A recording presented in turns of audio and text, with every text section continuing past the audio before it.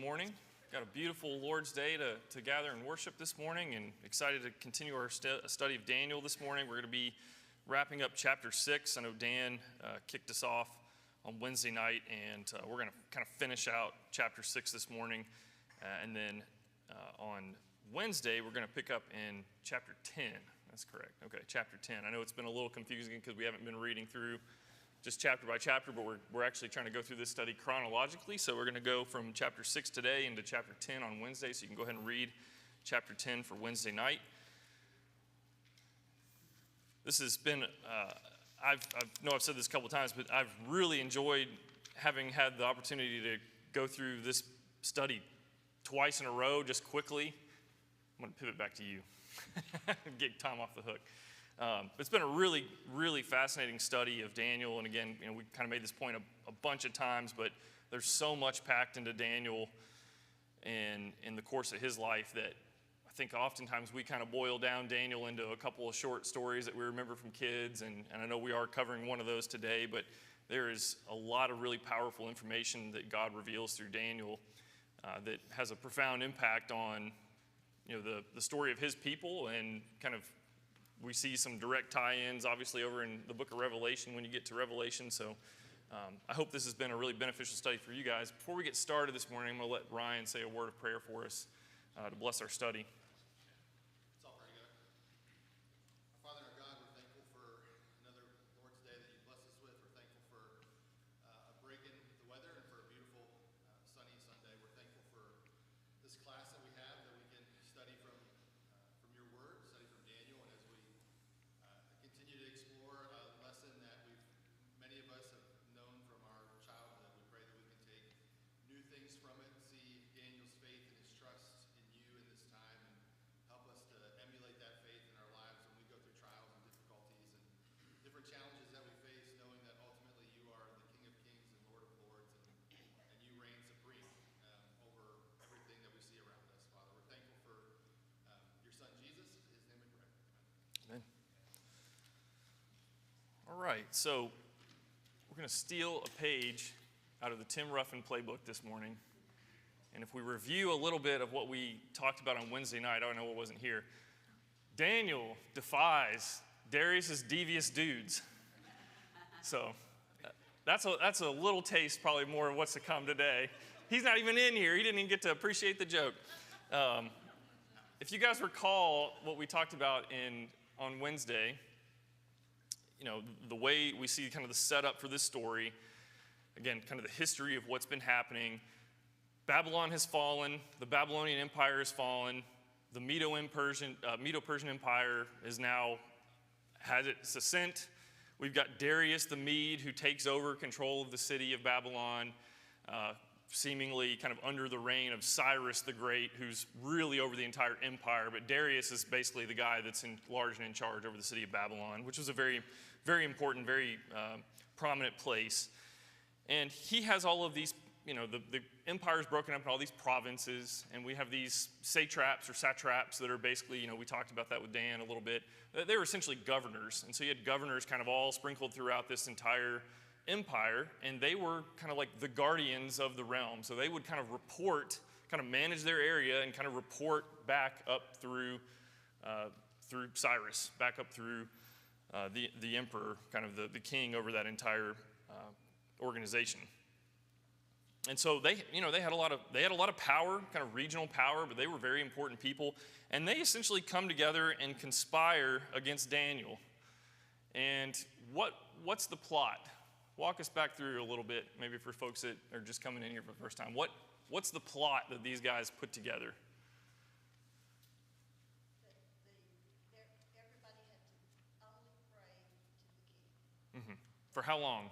For 1 month. Mm-hmm. And if they didn't obey that command, then they would be punished. Yeah. And it's pretty obvious from what we read, they're doing this to get Daniel. This whole plot is kind of hatched just to go after one guy. And I know we don't know probably exactly what's going on in their heads, but we can surmise probably a few things. What's the motivation going on behind some of this? Kind of some jealousy, and Power, yeah, absolutely. I mean, if you go back and remember, we recall from the very end of chapter 5, and Daniel's he'd already had all this kind of status and stuff, through the course of his life, but again, this new king, Belshazzar kind of gives him sort of these great things, and he's kind of put in a position of power, and it seems even as this comes in, Daniel's kind of an important guy still, and obviously this is the Lord's hand driving all of this, but they don't like Daniel. I mean, they refer to him as one of these people taken from, this guy, he's a captive from Judah, and we don't like this guy. We don't like Daniel. So this whole plot is kind of hatched to go after Daniel and entrap Daniel. Now, obviously, what do we see happen? I'm mad that Tim's not in here. You have to tell him, Mosh. What do we see happen? What does Daniel do? Yeah, he doesn't skip a beat. I'm sure he thought about it a little bit, but we've seen kind of through Daniel's whole life, Daniel is a resolved person. He knows who he is. He knows who he's supposed to be. And, again, we've kind of talked about this. Daniel's probably close to 80 years old at this point. Daniel's probably also kind of a little bit of that time of his life at this point, maybe where he's kind of seen it. He's been there. He's done it. He's probably not all that scared or intimidated. Now, that's easy to say. We're going to talk about more of kind of the situation he gets put in today. I think any normal person with a functioning brain would be a little bit afraid of what's going to happen. But we see him just defy, this kind of order. He doesn't make a big deal about it. It just seems like he goes home, he does his normal thing, he prays, and what happens?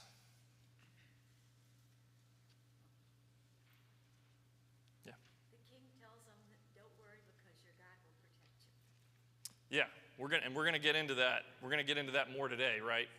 No, you're right though. That's okay. That's okay. They have the evidence they need Yeah. to hang Daniel. They got exactly what they wanted. They're like, we know this guy, we know his routine, we know what he's going to do, and if there's only any way to catch him, it's that he's going to be faithful to his God. They knew they wouldn't find any fault in what he did in regard to his royal duties to the king.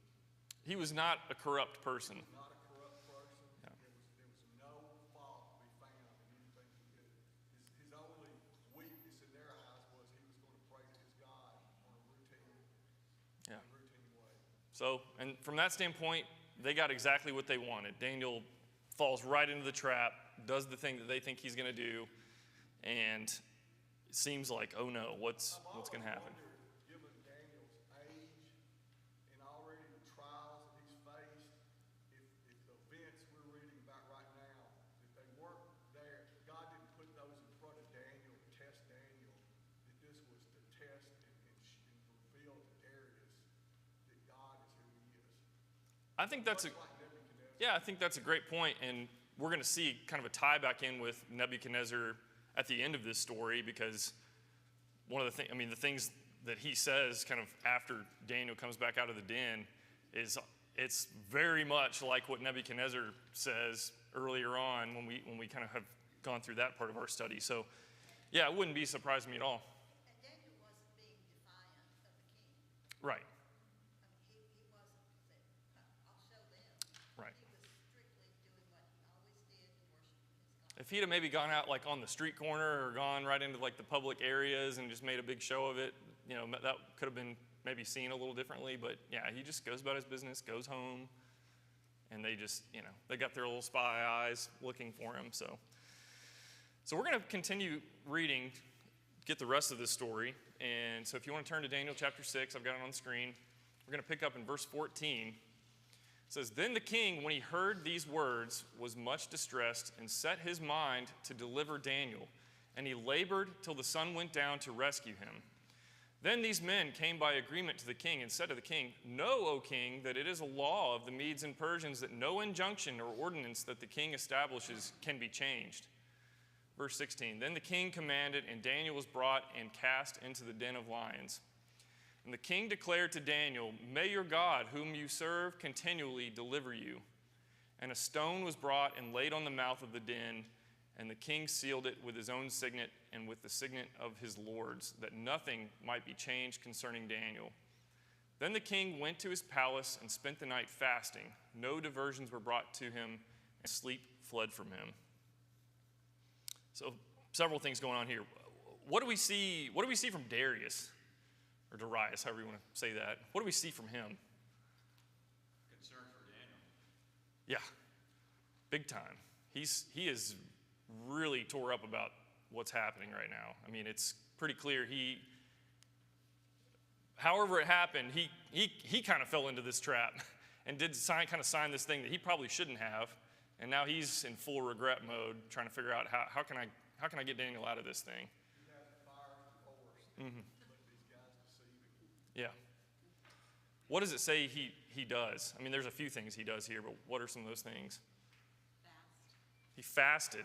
Yeah. He tried to find a way out. Yeah. I mean, it said he's basically spent the whole rest of the day trying to figure out a different plan. You know, is there some kind of loophole or something else I can make happen here? Yeah. He's pretty active. It seems he was restless. It says sleep fled from him. Mm-hmm. So he was in turmoil. Yeah. Yeah. Couldn't sleep. But it seems like with all these kings, they can't go back on their word. Once they've issued a decree, it's seen as weakness and they need to change their mind. Yeah. No going back. Very interesting.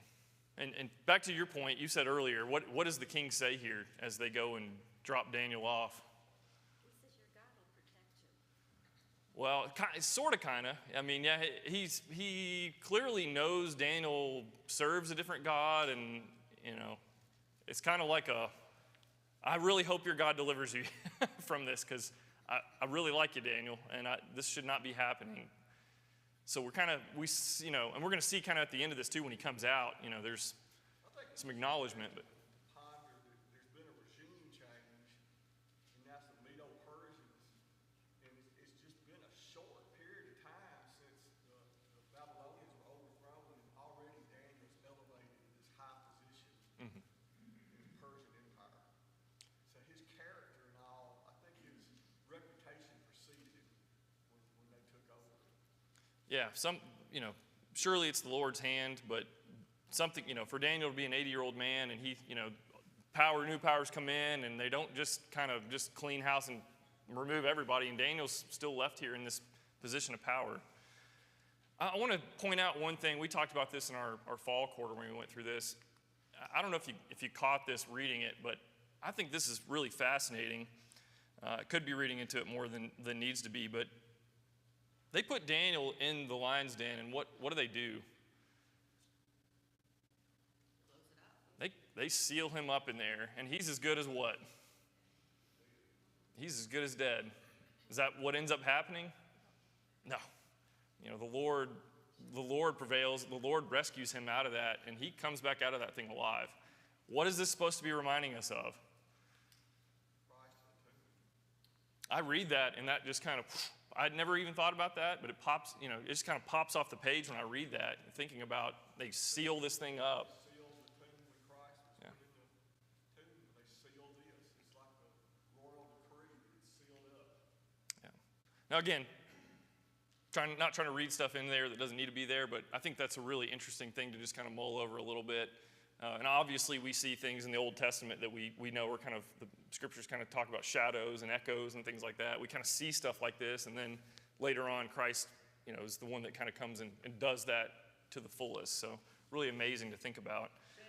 Yeah. Before we move forward, I think verse 15 is quite interesting when you look at it. You see how Darius has been very, very upset that Daniel has been caught in this act, and he's trying to figure out how to deliver him. And then you have all these satraps and governors coming and reminding him.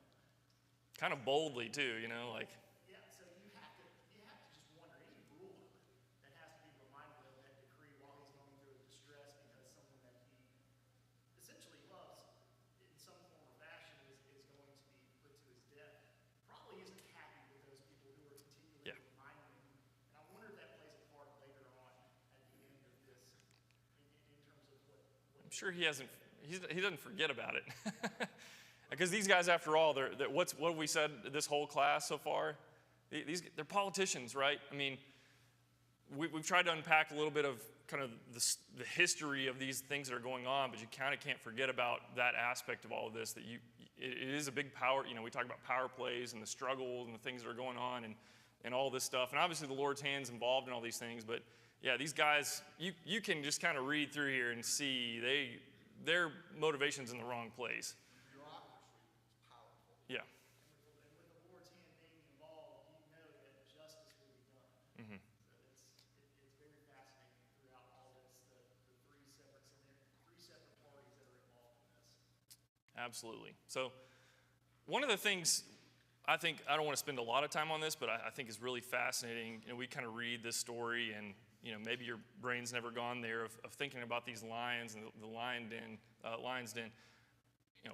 Were there lions in ancient Middle East, in Babylon? Like, would there have even been lions that lived around there?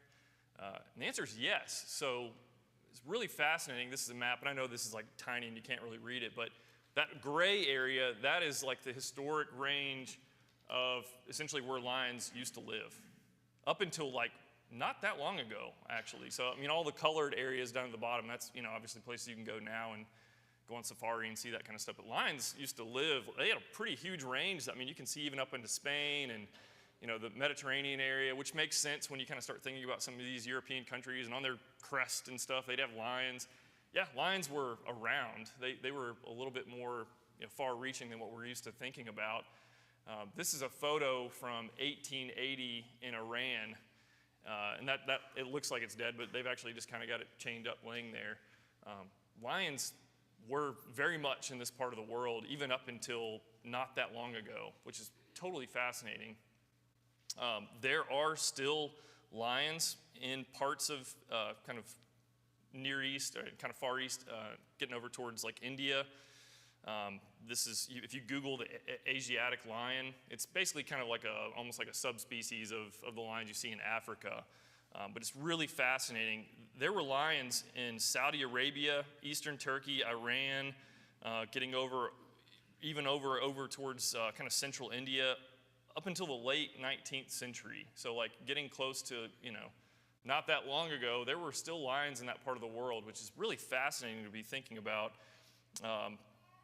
By kind of the early 1900s, the last known lion in the whole area of Iraq was killed over by the Tigris River. That was 1918.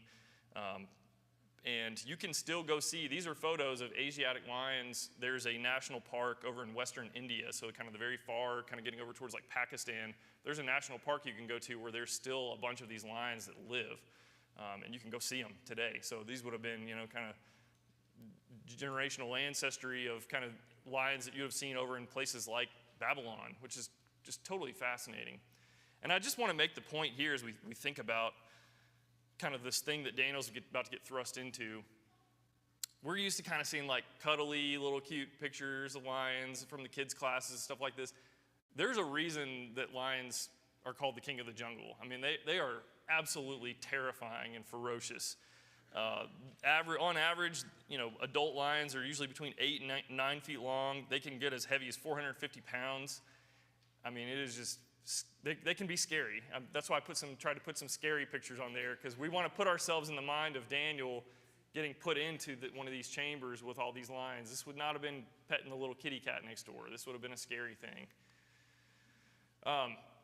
The other aspect of this that I want to bring in is we think about what's going on here is that the reason these lions were around, and again, I think sometimes we kind of picture this lion's den as like a cave or something like that. A lot of the pictures you look at are like that. But lions were actually hunted for sport by these royal powers and kings and stuff that lived back in the ancient Middle East. Dad had made the great point. It's kind of, if you've ever seen about over in England where they have fox hunts and stuff like that, they let the fox go and they get on their horses and chase them. That's basically what they were doing back then with lions. So a little more intense. But it was seen as this royal privilege to get to go do it for sport, and it kind of made them, it was kind of a macho thing for some of these kings to go do. This is, if you want to Google this, I think Dad's got a picture of this in the handout if you're looking at it. It's called the Lion Hunt of Ashurbanipal. Ashurbanipal was one of the Assyrian kings that lived a long time ago. You can see this was kind of 640 BC time frame. I've got a few pictures here on the screen, but you can kind of see this is basically one of these kind of like cages that they let this thing out, and then they go on the hunt trying to chase them down. Yeah, just some of these pictures off of some of these reliefs. And these are actually off of a larger set of reliefs. You can see these at the British Museum. I know we've kind of looked at some pictures of things like that in our class so far. I'm going to have to make a trip over there now and see all this stuff. But they have a whole room you walk in, and it's nothing but these reliefs that came out of the palace in Nineveh. So you can, we read about Nineveh with Jonah. You can go in and see where these Assyrian kings had all these reliefs, and it pictures them going and doing these lion hunts and going out and chasing these beasts and, fighting them to the death, that kind of thing. Ashurbanipal, you go read about this guy, he was just absolutely brutal. And he did this in big part, he wanted to be kind of known as like the lion hunting guy. I mean, he's kind of your macho, I'm tougher than everybody, and this is what he went and did for sport, for fun. So when we think about these things, Daniel, it's not unusual that the king would have had essentially like a breeding pen and all these kind of facilities housing these lions that they would release to go hunt. There's actually a quote from some of these ancient texts from Ashurbanipal that says, "With my fierce heart, I captured 15 lions from the Zagros Mountains," which that's there kind of in Iran still today, and forests. "I took away 50 lion cubs. I herded them into Kalhu and the palaces of my land into cages. I bred their cubs in great numbers." I mean, they're like, he has a zoo where he is breeding lions to go and hunt. So when we think about Daniel kind of getting put into this lion's den, it wasn't like they just went out in the wild and found this place and put a big rock. It's like, no, they were putting him into the area where they're breeding these lions and kind of putting him in the zoo, if you want to think of it that way, which to me, I've never thought about. That kind of gives it a whole different dimension of kind of what Daniel's going through. So just to move on, so Daniel gets thrust in there. They seal this thing up. What's going through Daniel's mind? What do you guys think? What's Daniel thinking about? What is he doing? I know we don't know for sure. I would be. That's what I would be doing for sure. I bet he's praying. Yeah. He's probably a lot calmer than we would have been. Probably. I mean, more likely than not, I guess. I mean, like we said, he's seen a lot of things in his life, and he knows the Lord's with him. Does it make it any less scary, though? I don't. He's human. I mean,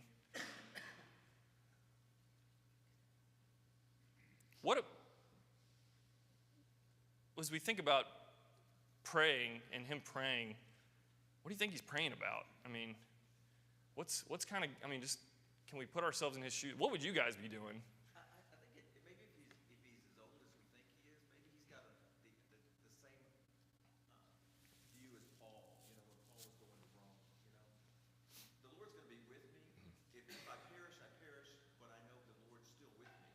If I survive, the Lord's got something for me to do. So Yeah. maybe at that age of maturity, I guess as we get older, at some point it's like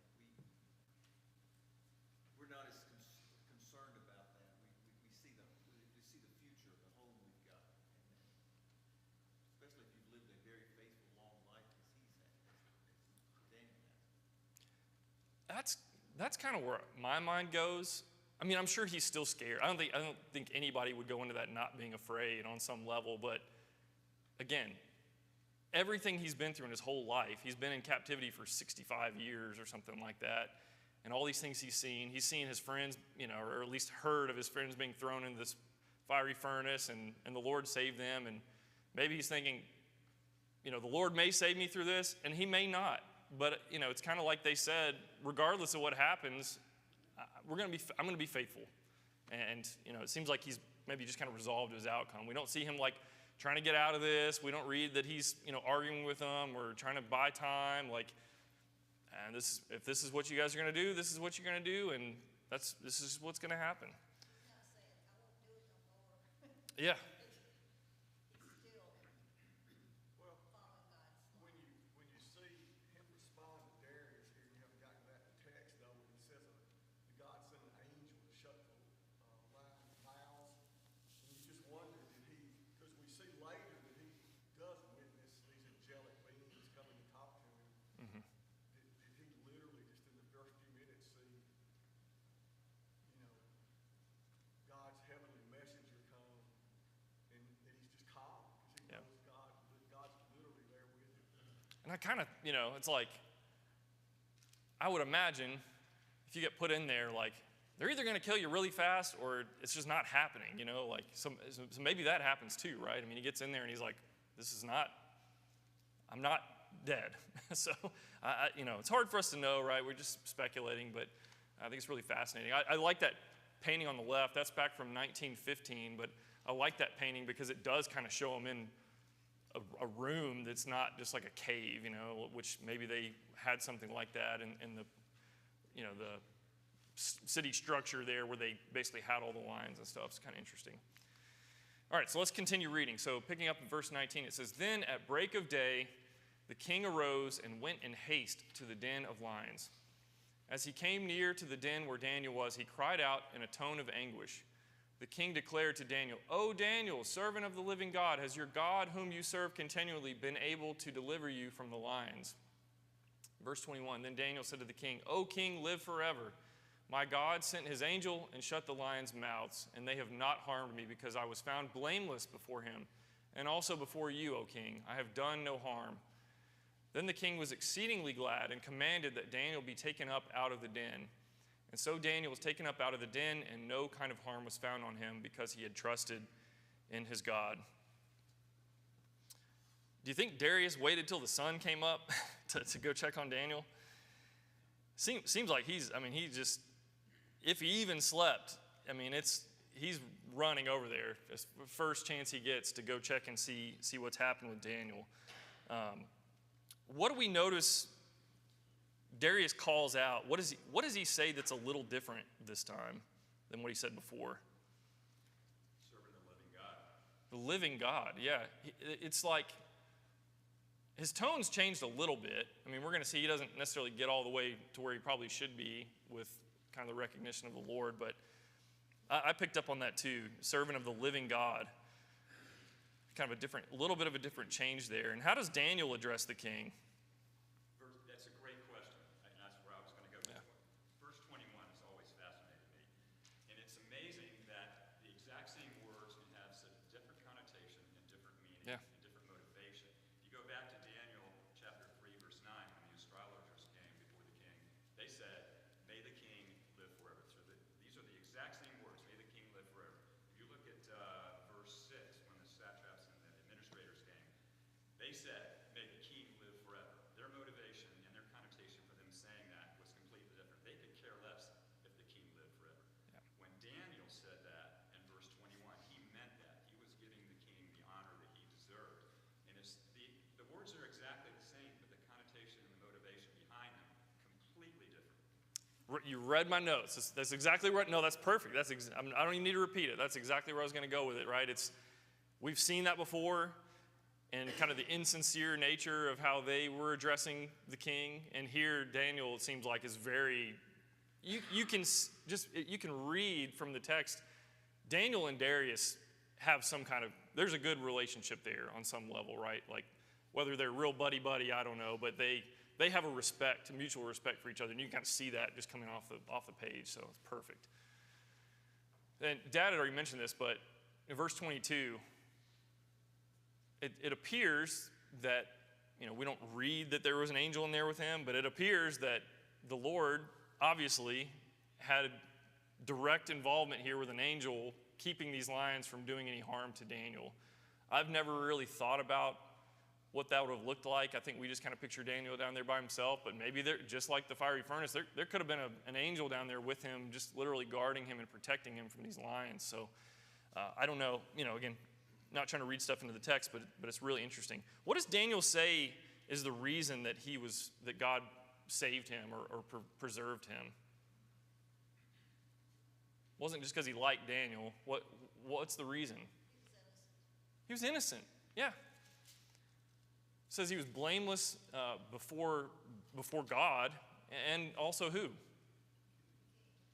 The king. He's not done anything wrong here, and kind of falsely, We've said this numerous times, but Daniel is one of the few characters in the whole Bible where there's nothing negative said about him. yeah. Not that we're implying he's sinless, but there's just nothing negative said about Daniel. Yeah, all these people we read about in the Old Testament, not perfect, but they're kind of archetypes for Jesus that's going to come and be that perfect embodiment of all of these people that we kind of seen flavors of through the Old Testament leading up to him.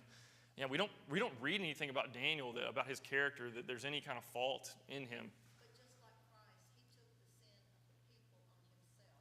We talked about it, I think last week or the week before, that he prayed, God, forgive us, and he didn't say forgive them. He said forgive us. Kind of that mediator type of prayer that he has, yeah. So really, really interesting. Well, back to your point about Christ and the tomb, and we know the disciples were there early in the morning, just as soon as they could get there. It's the same with Darius. I mean, it sounds like Darius is he's running. I mean, he's just get me there as quick as possible to go see this. And I hadn't thought about that, but that's what we see there with the tomb as well. His disciples running to the tomb. We're told that he was a favorite of the king. So we know that. And we don't have a complete history of Daniel, but everything we do have shows he did the right things. And these things may not be all that happened. Yeah, we're getting what the Spirit wants us to know and understand here, but yeah, it's just fascinating. And when you think about, again, Daniel and what all he's seen through his life,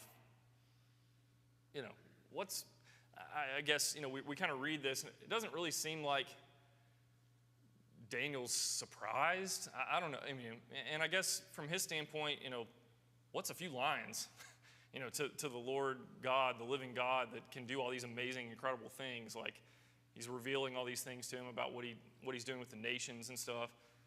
I mean, if God wants to close the mouths of a few lions, that's no big deal. So really amazing. So let's keep reading. Whoa, I promise I didn't click that hard. Help. Okay, perfect, thanks. All right, so let's continue our text here. So this is verse 28. It says, "And the king commanded, and those men who had maliciously accused Daniel were brought and cast into the den of lions, they, their children, and their wives. And before they reached the bottom of the den, the lions overpowered them and broke all their bones in pieces." We'll just stop right there for a second. So, yeah, Jay Clark had kind of mentioned this, but there's some ironic or poetic justice or whatever you want to call it, this plan that these guys had hatched with the punishment and all these things, that this is their fate, for essentially doing, going and kind of trying to bring this before the king to basically trick one of the kings, the king into having to kill one of his favorite people, basically, it seems like, so. Dan had brought up wicked schemes on Wednesday, and Yeah. this is just an absolute picture-perfect justice from the Lord on exactly what happens to the wickedness. Yeah. Yeah, it's, we can read from Ecclesiastes and Proverbs and places like that. I mean, certainly there are people that do bad things that don't seemingly get this kind of justice right off the bat, but these guys got it pretty quick. So, a hard lesson. Because if it weren't for this account, you might just say, well, the lions had been fed recently and they just weren't hungry when Daniel thrown in them. But it's obvious, They were pretty hungry. They got tore up before they hit the bottom, it sounds like, which is, kind of what you'd imagine with Daniel. Well, I know that there was a reason for it, but they also took the men that were responsible for the lion's dens, but it wasn't only them, it was their wives and their children Yeah. that they threw in the It's like a cutting off of these people. Yeah. And we see things like that in the Old Testament account of, people being, somebody that had committed sin in the camp of the people and them and their whole family. And it's kind of, again, we kind of see that it's like, not only are you bad, but we don't want anybody that's even like tied to you to be around anymore because of the things you just did, right? It's like, I do this, I'm going to be punished, and my whole family's Yeah. going to be punished too. Herodotus, the Greek historian, recorded that was common practice. When you had some evil or some, some threat against the throne, it wasn't just the perpetrator, it would be the whole family, because that was to send a message, yeah. that you don't mess with the king. Yeah. We don't do that anymore. So let's finish this text here. So verse 25 says, Then King Darius wrote to all the peoples, nations, and languages that dwell in all the earth, Peace be multiplied to you. I make a decree that in all my royal dominion people are to tremble and fear before the God of Daniel. For he is the living God, enduring forever. His kingdom shall never be destroyed, and his dominion shall be to the end. He delivers and rescues. He works signs and wonders in heaven and on earth. He who has saved Daniel from the power of the lions. So this Daniel prospered during the reign of Darius and the reign of Cyrus the Persian. Kind of hinted at this earlier, but what does this sound like? Does this remind us of anything we've already read? It's like, it's not word for word, but it's like basically the same thing that Nebuchadnezzar says after the things that had happened to him earlier on in the Daniel story. That's why I think this was really more for Darius, is God trying to humble him a bit and show that he is sovereign over all the kingdoms of the world, more so test Daniel. And that would make sense. We've talked in this class about kind of that chiastic structure where it's, it kind of mirrors itself and comes back to kind of emphasize a point. And this, I know Dan talked about that a little bit on Wednesday night, but this story, that's why we see so many similarities in this story and the fiery furnace trial. It's kind of in that structure that it's laying out. God's people are tested, and we're trying to essentially, the Lord's trying to get these powerful kings and rulers to realize that you're not the one in control. I'm the one in control, and my name is going to be worshipped and glorified, not yours, right? And so we kind of see that mirroring happen here. Just a couple things. I know we just got a few minutes here. In the timeline of what we see going on here, chapter 6, as chapter 6 ends in this story, this is really kind of the conclusion of sort of the history section of Daniel, right? When we think about kind of some of the historical parts of Daniel and kind of the prophetic parts of Daniel, I think we said Daniel's not classified, it's not lumped in with like the prophetic books and the way it's categorized in the Bible. It's kind of the Jewish people have kind of lumped it in with the history aspect of it. And obviously there's a lot of history in it we've talked about, but this kind of concludes sort of that history portion of Daniel. And we're here now, we've kind of talked about it the last few classes, but we're kind of at this point now where we're really here on the cusp of the Jews being allowed to return back to the promised land and begin rebuilding the kingdom and rebuilding Jerusalem, the walls of Jerusalem, and those kinds of things. Just a couple passages, if you want to bookmark them or go look at them later. From 2 Chronicles chapter 36, talks about in the first year of Cyrus, king of Persia, in order to fulfill the word of the Lord spoken by Jeremiah, the Lord moved the heart of Cyrus, king of Persia, to make a proclamation throughout his realm and also to put it in writing. This is what Cyrus, king of Persia, says. The Lord, the God of heaven, has given me all the kingdoms of the earth, and he has appointed me to build a temple for him at Jerusalem and Judah. Any of his people among you may go up, and may the Lord their God be with them. You can go read from Ezra 1. That's a similar passage there, but we're kind of right, if you think of the timeline of all the things that happened in the Old Testament, we're kind of right there at the beginning of this period of time where the Jews are finally, the exile's over, and they're going to start being allowed to return with the authority of Cyrus back to their homeland. Following the first decree, this decree of Cyrus, you've got about 50,000 Jews that return to Jerusalem. That's recorded for us over in Ezra. The temple's rebuilt around 516 BC. So again, the events we've kind of been talking about with Daniel here, kind of at the end, somewhere kind of around 538 to 534 BC. So, not that much longer, and the people are actually, back and starting to rebuild. One of the things, Dad had put the note in here, but I think it's really interesting. All the time we read through Daniel's account, other than at basically the very beginning with his friends, Hananiah, Mishael, and Azariah, we don't really read about Daniel having many interactions with other Jews, with his other countrymen. Obviously, we don't know, but it just kind of seems like from the position of power that Daniel's put in through his life, he probably lived kind of a lonely, isolated life for most of his existence in captivity. Most historians and Bible scholars think that Daniel probably died a few years after, or very shortly after Daniel chapter 12. So, if he's 80 years old here in 6, and we're going to read, kind of 10, 11, 12, probably just a few years longer after that, and we think Daniel dies. So he's, kind of very much here at the end of his life. Just a couple of passages here, as we think about what we've just kind of read with Daniel, and obviously with his friends in the fiery furnace too. The righteous are not abandoned by God. God will not forget these people.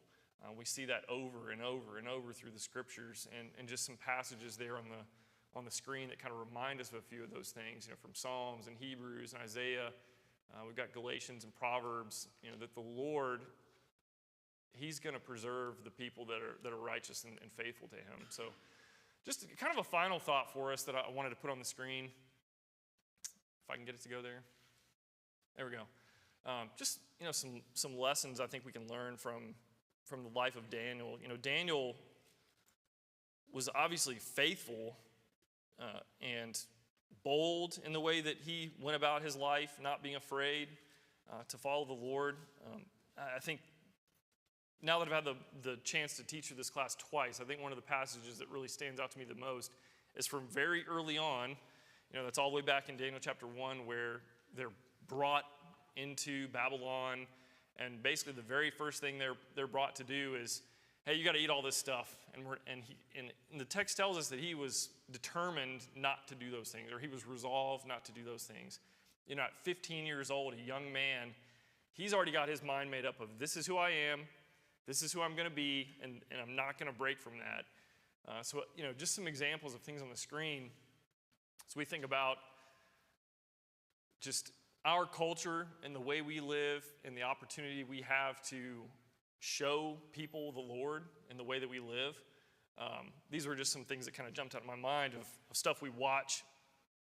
If you guys, follow sports at all, this has been a pretty interesting year of sports with football and things like that, where it seems like the name of Christ is very front and center in a lot of ways. And again, we don't need to pick that apart, on every single little individual level of do they believe all the right things, but there's some boldness going on out there in the world, and we should be a part of that too, in the way we proclaim Christ and live faithful lives. So, whether at school or out in public, or again, the activities we're participating in, work, I think there's a lot of stuff for us to read Daniel and see kind of who he is, or the type of person he was, and we ought to be emulating that too. So I don't know if anybody has any thoughts they want to add here at the end, at the outset of chapter 6. Some excellent points you just made, and I think your pictures kind of bring this out, but you think about the influence of one man and Daniel, and the influence he had on the nation, basically, and the king, and what the king decreed, and Nebuchadnezzar decreed after all of this. It's fascinating how we as individuals can have such an influence. Totally, yeah. Anybody else? I got one last passage for us here. This is from 1 Peter chapter 2. Starting in verse 13, it says, "Be subject for the Lord's sake to every human institution, whether it be to the emperor as supreme, or to governors as sent by him to punish those who do evil and to praise those who do good. For this is the will of God, that by doing good you should put to silence the ignorance of foolish people. Live as people who are free, not using your freedom as a cover-up for evil, but living as servants of God." We're going to pick up, like I said, chapter 10 on Wednesday night and see, I've got kind of a little foreshadowing there, the spiritual battles that are going on in the background, and Daniel's going to kind of get a glimpse of that. So read chapter 10, and that's where we're going to pick up on Wednesday. Thank you, guys.